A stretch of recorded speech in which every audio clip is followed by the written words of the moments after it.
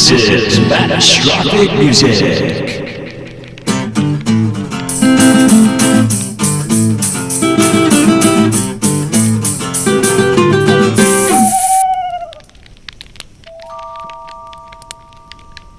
Welcome, campers. You're tuned into the new podcast called Mattastrophic Music, a show where we talk about our favorite bands and records, and have a hell of a time trying to turn you, the listener, as well as us, the host, onto some great new tunes and artists. So gather close around the fire, and don't forget your hot tea or cocktail. It's time to get into it with your hosts, the Matt, Kelly, and Duffy. What is up, my man? What is up? I just want to get into this, and I want to know, what did you bring to the fire today? I brought to the fire today technological problems. we have been trying for the last few hours to get this to cooperate. We feel like finally figured out a means to record our podcast. So we had already recorded this entire introduction before, in the sake of honesty. For the listeners at home, if you ever want to spend a ridiculous amount of time sitting at your computer, just start a podcast. Yes, for sure. You will be surprised at the amount of problems that just sideswipe you. We were going so well, and we were, this is fun. We're in the pocket here. And then it's like, nope, you're not. Yeah, every single time. We think we found ourselves a nice situation here. Bear with us as we continue to try to solve this mystery. Yeah, we're just humans, folks. You're not listening to AI. We're not. Real humans here. Okay, so what I actually had brought to the fire, original troll doll that apparently may not... I like what you did with his hair. I'm thinking he might have to leave the campfire. He's possessed. I went to talk about him. It seems that it didn't like to be talked about. It cost us a little hex. I made note. This is like Ash in the Necronomicon. I'm reading the bottom of his foot thinking, maybe I should not say that out loud. You know what? I'm just going to leave well enough alone and just say that I have an emerald green troll doll. So what did you bring to the fire? I got my trusty, what's this thing called? Tambourine. Got my trusty tambourine here. And my coconut water. Keep me hydrated, please, Lord. All right, man, we've been anticipating this episode for so long now. We have. And we're finally going to try to talk about Fleetwood Mac today. Yeah, cheers. They were formed in 1967, and they are known for such radio hits as Don't Stop, Go Your Own Way, Dreams, Rhiannon, Gold Dust Woman, Landslide, Everywhere, Little Lies, Gypsy, You Make Loving Fun, Big Love, and probably a few more that I have forgot to mention here. Probably about 50 more. Whew. We had an experience that we're going to try to relate to you. Yeah. With the Fleetwood Mac entire catalog. Now, Duffy, in the before times. In the yesteryears. You said before that you are not very familiar with Fleetwood Mac before we started getting into this. Yeah, I was a big-time newbie, familiar with the classics that I heard on the radio as a child and the stuff that, my parents would play. Mostly like Rumors, and probably anything that wasn't on that record was something I heard on the radio. And not really a big fan. Like, it was something I could, be chill with, when it came on. I never really had the desire to, dig any deeper or to explore Fleetwood Mac. I'm glad I did. I discovered at least one record that I really love. And I wanted to start right off the bat with saying that my lady Lauren wanted to put Tusk on her F-Stack. She said she wanted that to be known. Okay. Personally, I would have You Make Loving Fun if we were including hits, which led me down a real interesting rabbit hole for this band in particular as we were trying to figure out the boundaries of creating a classic 4-track F-Stack. Like, what is a hit? In that search, I discovered that The Chain, which was all over classic rock radio, and if you've listened to that at all in the last 30 years, you probably heard this song. but it was never released as a single, never charted, and it's technically not a hit. I could have included that, but it seemed to go against the spirit of what we're trying to create here. Yeah. In the process, though, the fact that we both discovered the same album gem, crazy to think that that happened. Yeah, I think this is the culmination of their career, in my mind. A fantastic, fantastic record that, I guess, given the history of the band, the lineup changes, the turmoil, this seems to be like the icing on the cake. I went back to the origins, Peter Green being in the band, and listening to Then Play On, which is probably the most successful one and well-known of that era. Like the track I had on my F-stack right up until the end, Green Manalishi with the two-pronged crown. And it's this weird blues psychedelic rock thing. It's not really the same band. Oh, yeah, it's completely different, yeah. Yes, they're both called Fleetwood Mac, and they both have the same back end. But other than that... Well, you know, this band, they've done that throughout their history. I mean, they held onto that name. Yep. I just like finding some really deep buried gem in their catalog. Wow, there is like an entire album's worth of treasure. This is great. And then we shared with each other, and it was like, oh, he likes this album for sure. Yeah.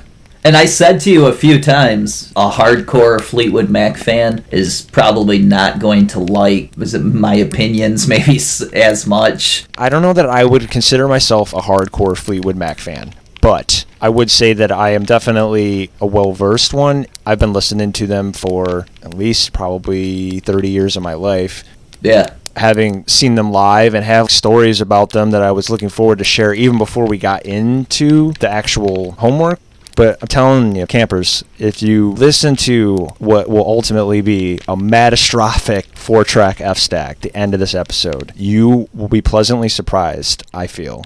Dude, in my mind, you and I perfected this. Yes. This episode, these stacks that you and I created, this is definitely built for me. I mean, it hits me exactly the right way. Me too, dude. I was very surprised and happy, and I've just been listening pretty much nonstop. All right, so you ready to get into the stacks? Yeah, let's do it.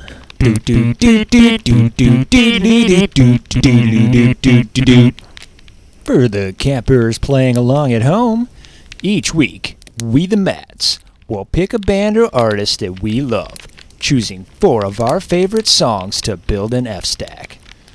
A 4-track F-stack is deep cuts only, no radio-friendly massive hits allowed.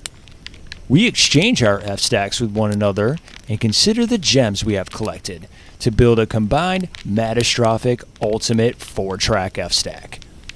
It's a game of cooperation, compromise, shared passion, and musical discovery.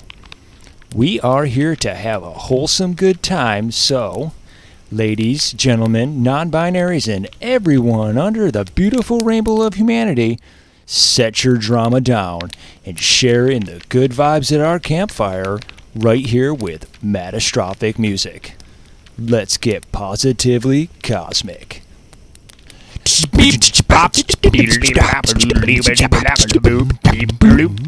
Alright, so I'll start. Deep breath. Whew, here we go. So my first track comes from the culmination of Fleetwood Mac. Yes, finally. Let's talk about it. The greatest record they have ever put out.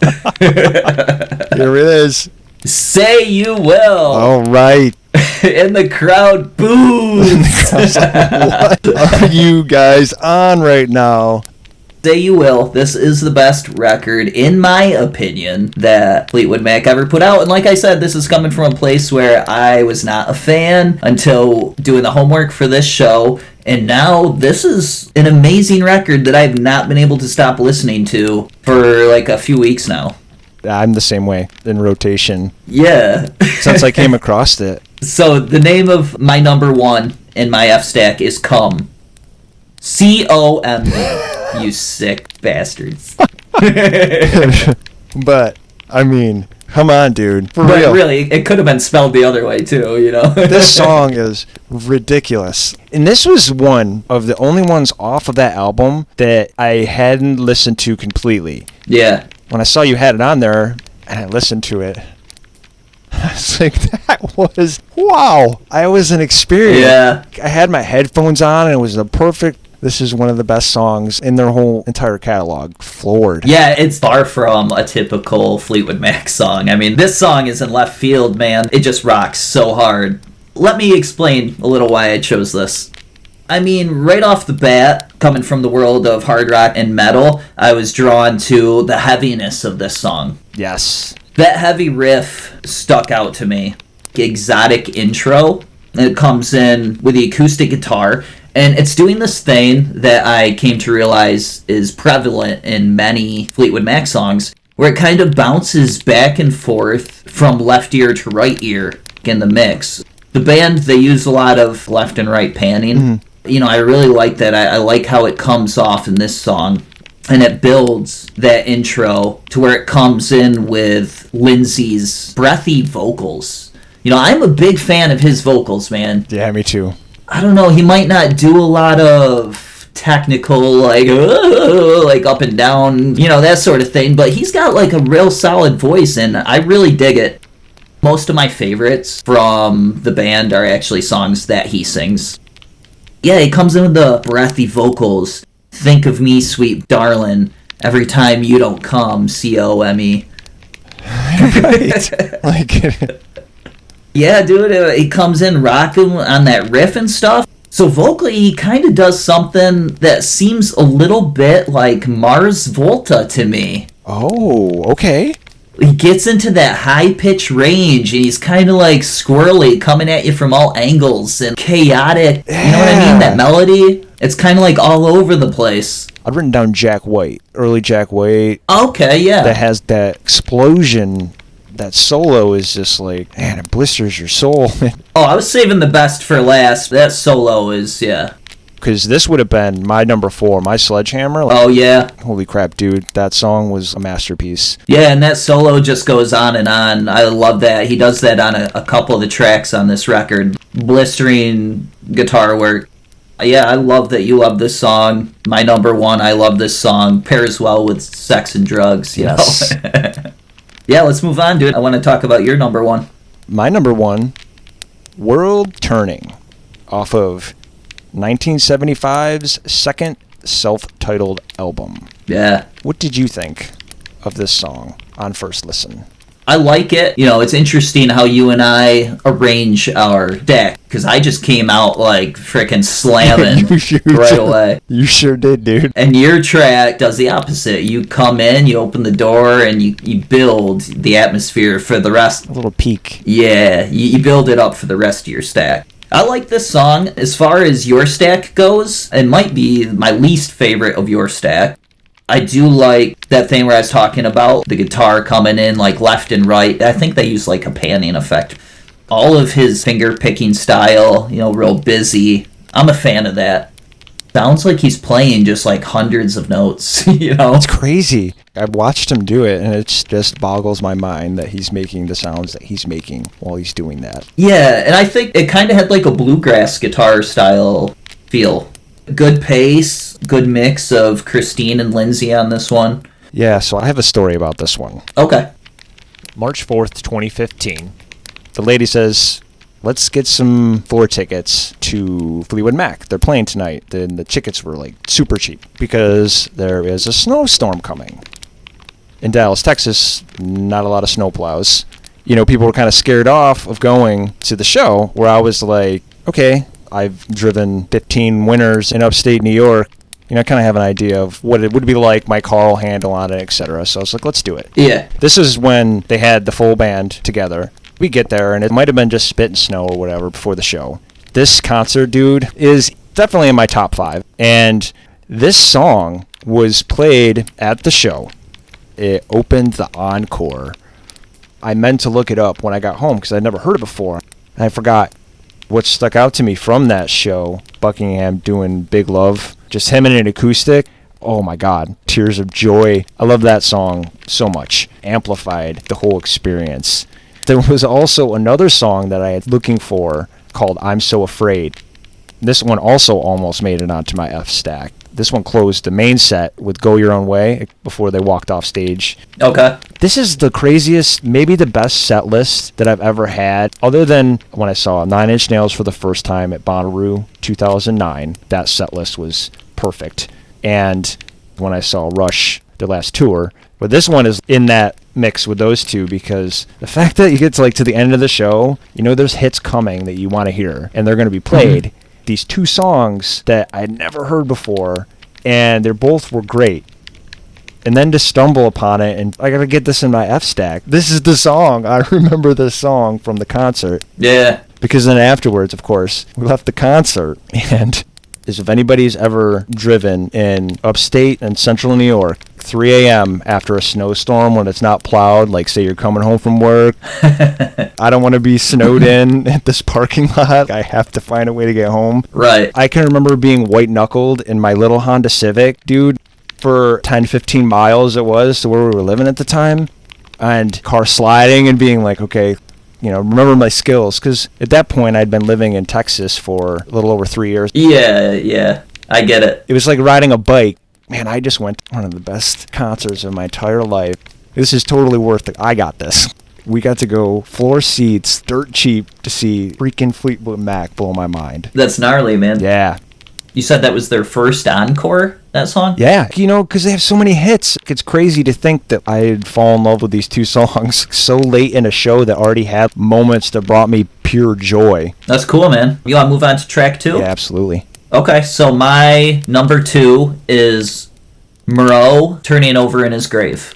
So I was interested to find out more about this song. Murrow is journalist Edward R. Murrow. Mm-hmm. That's who the song's about. And I guess Turning Over in His Grave is referring to how he would be dismayed at the present day media. Mm-hmm. Like a lack of honesty and integrity, I guess, in the media. That's where the title comes from. And not much has changed in the 20 years since he wrote this song. Yeah, so that's on Say You Will from 2003. He's still turning over in his grave. Because I wrote down some lyrics. Shoot. Do you feel the ooze as your brain drips out from the pneumatic drills and sharpening knives? Blood in the sky. Are you dead or alive? Oh man, it's sinister. Yeah. Creepy. That could be like a metal song lyrics right there. Because the song itself was like that old western vibe to it. It reminded me of Deadwood and Hell on Wheels. Gritty, realistic dramas. Uh-huh. Old western vibes. I love the vocals in the chorus. It's almost like you have these people singing Moreau Turning Over in His Grave, and then you have these people singing it, but they come in with it like at a different time, and it all layers over top of each track. Yeah, it's just real cool.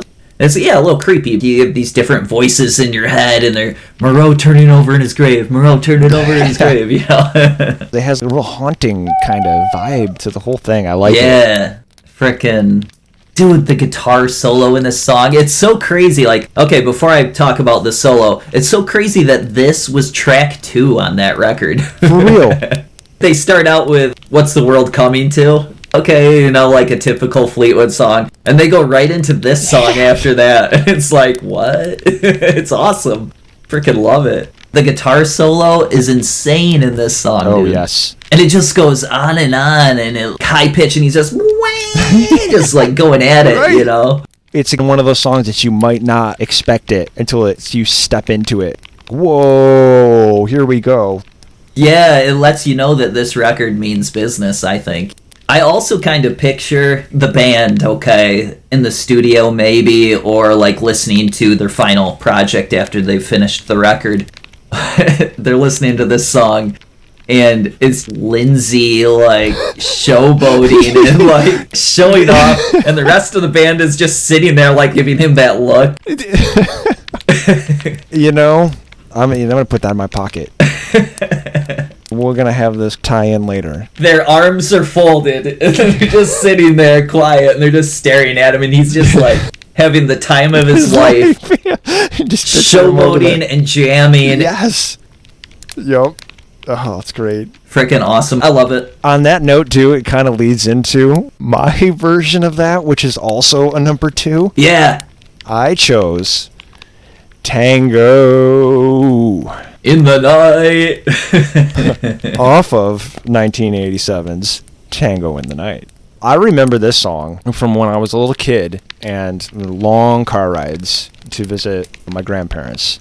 Takes me back anytime I hear almost any song off of this album. The trees changing color, Yeah. driving by the lake.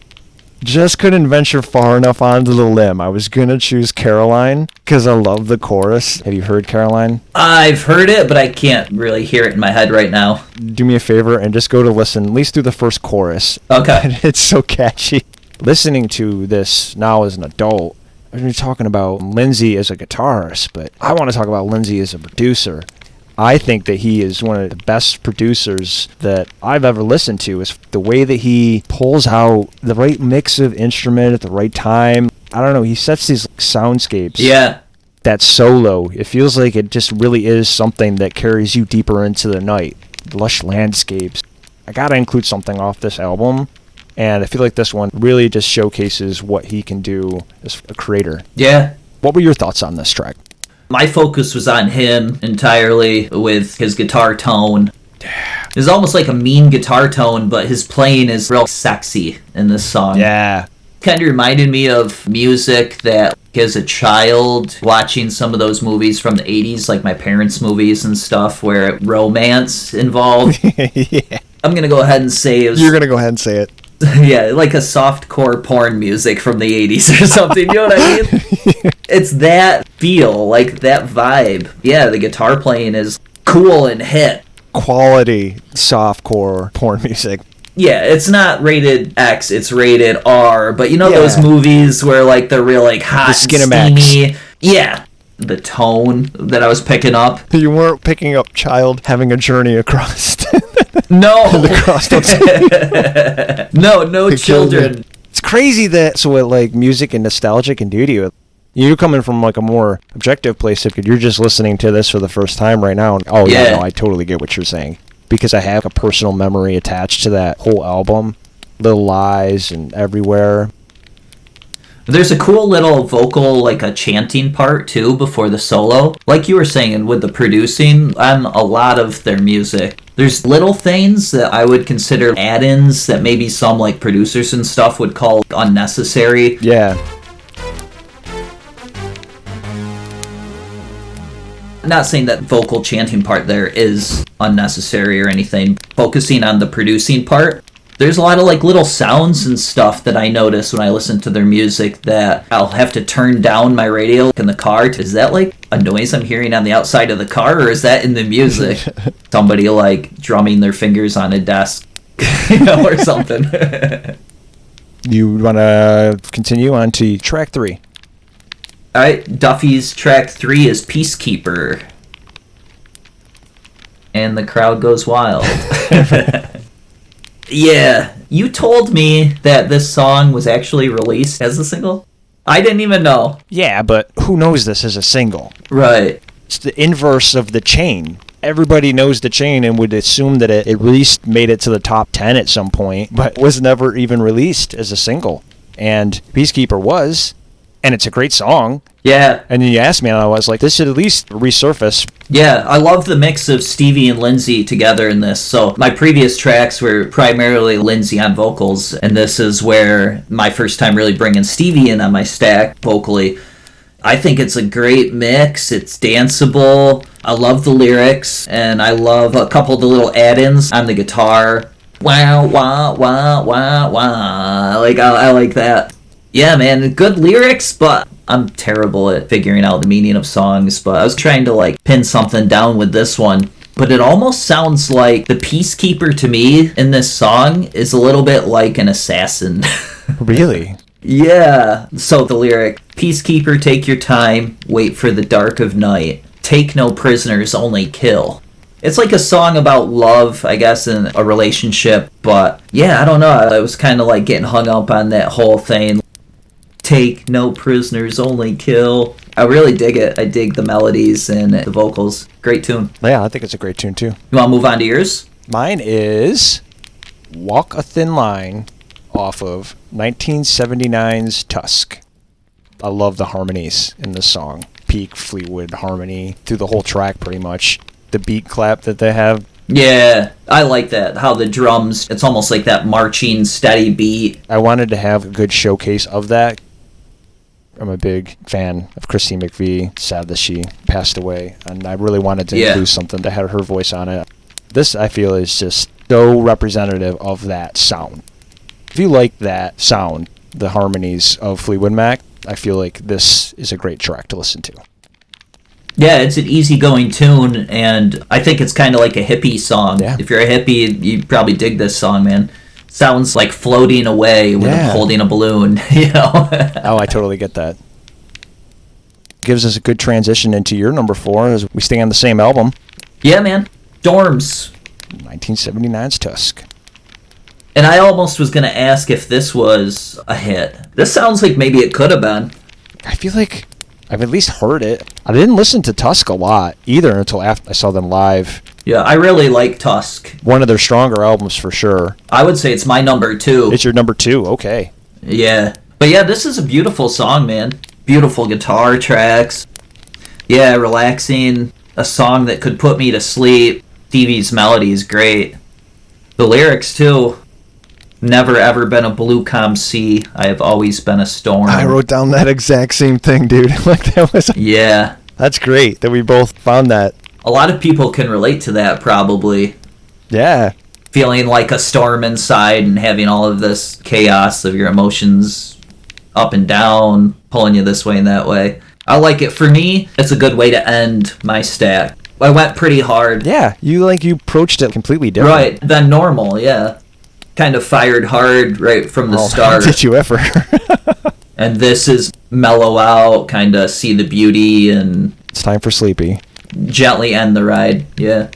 It's a nice lullaby finish. I like it. Yeah, what's yours, man?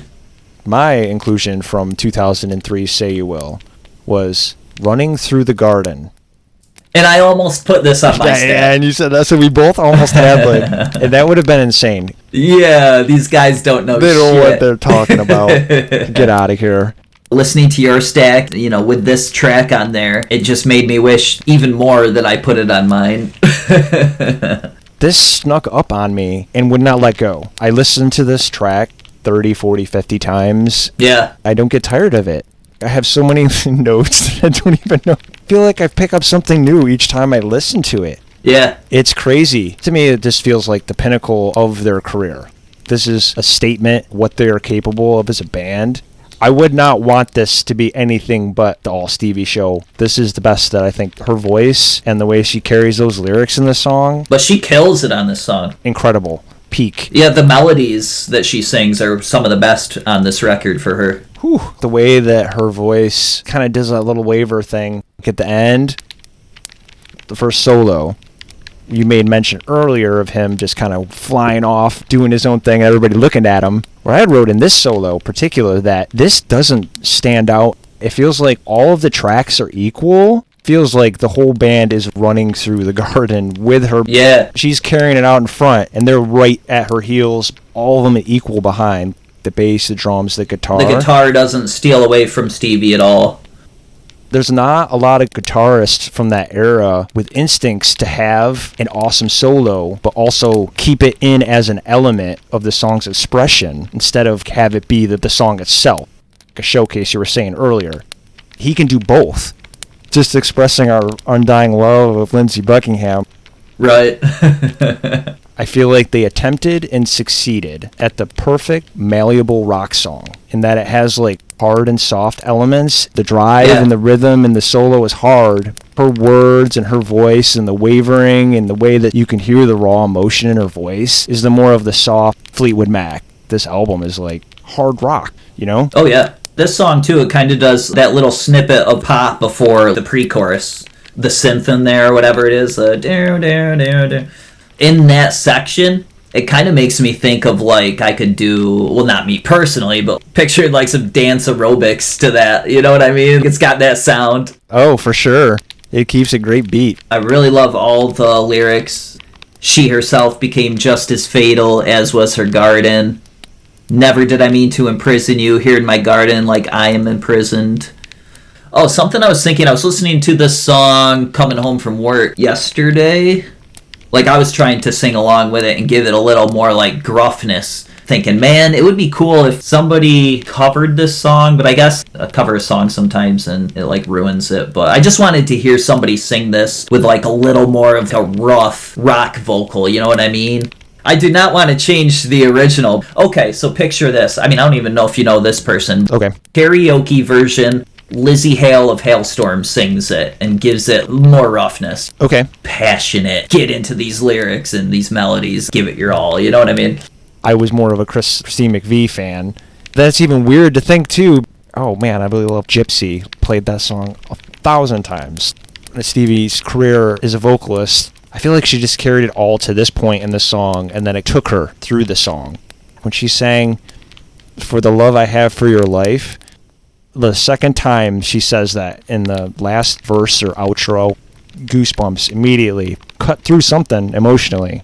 What does it mean, running through your garden? This could be a great environmental song. This garden, this is, Mother Nature's lament. Like, stay away from me because it's about to get real dangerous. Yeah. I didn't mean to trap you here with me, but here we are now. And it's too many flowers to cut down. Too many flowers to cut down. Let's build this ultimate stack, man, and this song absolutely has to go on it. I'm glad you said that. Yeah.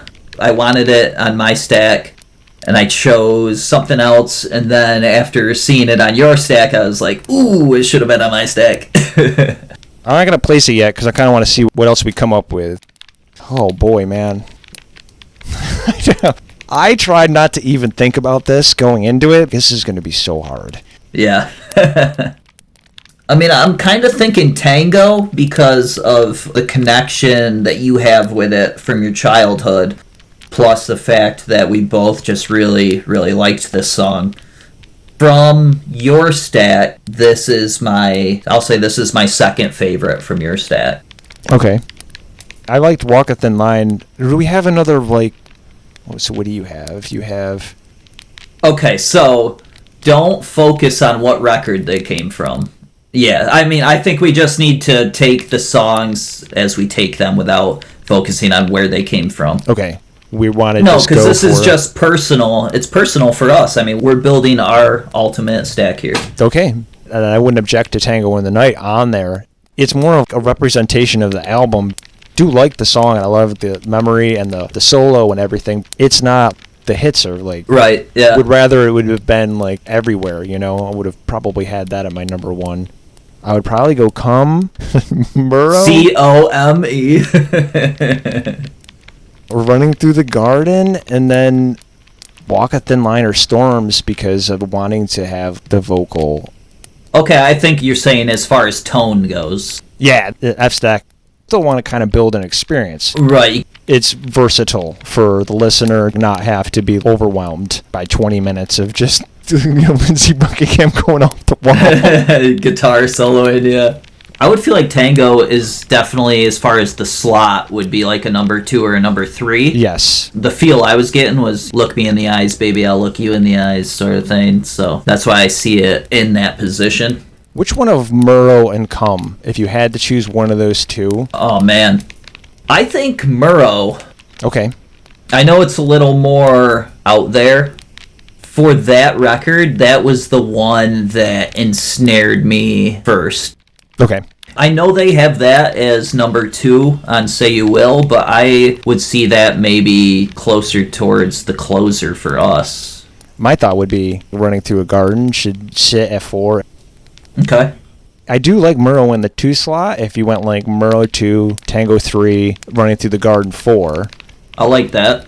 Track 1, we need to at least raise the eyebrows of the listener a little bit. Okay. Peacekeeper or Walk a Thin Line, I think, would be options there. For me, Peacekeeper is the danceable song. Okay.